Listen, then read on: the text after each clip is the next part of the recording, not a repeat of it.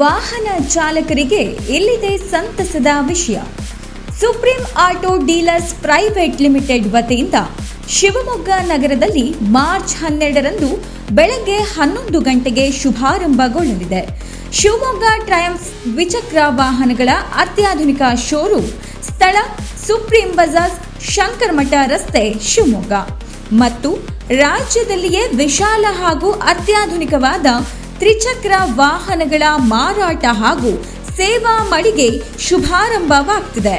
ಸ್ಥಳ popular rice mill building, Honnali ರಸ್ತೆ, ಶಿವಮೊಗ್ಗ. ಸರ್ವರಿಗೂ ಆದರದ ಸುಸ್ವಾಗತ.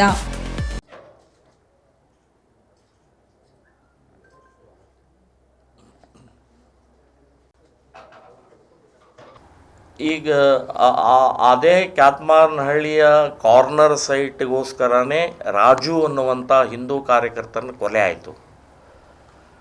ಅವತ್ತಿನಿಂದ ಹಿಡಿದು ಇವತ್ತಿನ ತನಕ ಆ ಪ್ರಕ್ರಿಯೆ ನಡೆದು ಈಗ ಮುಸ್ಲಿಮರು ಅಲ್ಲಿ ನಾವು ಮಸೀದಿ ಕಟ್ತೀವಿ ಅಂತನ್ನುವಂಥದ್ದು ಹೇಳಿಕೆಯನ್ನು ಕೊಟ್ಟಿದ್ದಾರೆ. ಆದರೆ ನನಗೂ ಒಂದು ಸಿಟ್ಟಿದೆ. BJP ಅಧಿಕಾರದಲ್ಲಿ ಇದ್ದಂಥ ಸಮಯದಲ್ಲಿ ಅದನ್ನು ಸರಿಯಾಗಿ ಸರ್ಕಾರದ ಜಾಗ ಅದು, ನನಗೆ ಗೊತ್ತು, ನನ್ನ ಕಡೆ ದಾಖಲೆ ಇದೆ. ಅದು ಸರ್ಕಾರದ ಜಾಗ, ಅವ್ರ ಏರಿಯಾಗಳಲ್ಲಿ ಇದೆ ಅಂಥೇಳಿ ನಮಗೆ ಮಸೀದಿ ಬೇಕು ಅಂತೇಳಿ ಆಲ್ರೆಡಿ 8 ಮಸೀದಿ ಇದ್ದಾವೆ. ಕ್ಯಾತ್ಮಾರ್ನಹಳ್ಳಿಯಲ್ಲಿ 8 ಮಸೀದಿ ಇದ್ದಾವೆ. ಇನ್ನೂ ಎಷ್ಟು ಬೇಕು ನಮಗೆ? ಮನೆಗೆ ಮಸೀದಿ ಮಾಡ್ತಾರೆ. ಸೊ ಆ ಕಾರ್ನರ್ ಸೈಟ್ ಯಾವುದೇ ಸಂದರ್ಭದಲ್ಲೂ ಬಿಟ್ಟು ಕೊಡಬಾರ್ದು, ಅಲ್ಲಿ ಅವಕಾಶ ಮಾಡಿಕೊಡಬಾರ್ದು ಅಂತನ್ನುವಂಥದ್ದು ನಾನು ಸರ್ಕಾರಕ್ಕೆ ಹೇಳ್ತೀನಿ. ಇನ್ನು BJPಯವರು ಕೂಡ ಅದರ ಸಂಬಂಧಪಟ್ಟಾಗ ಹೋರಾಟ ಮಾಡಬೇಕು ಅಂತನ್ನುವಂಥದ್ದು ನಾನು ಆಗ್ರಹವನ್ನು ಮಾಡ್ತಾಯಿದ್ದೀನಿ. ನೋಡಿ, ಅವರು ಸಾಕಷ್ಟು ಕೇಸ್ಗಳನ್ನು ವಾಪಸ್ ತೊಗೊಂಡಿದ್ದಾರೆ, ಮುತಾಲಿಕರದ್ದು ಒಂದು ಬಿಟ್ಟು. ಇರಲಿ.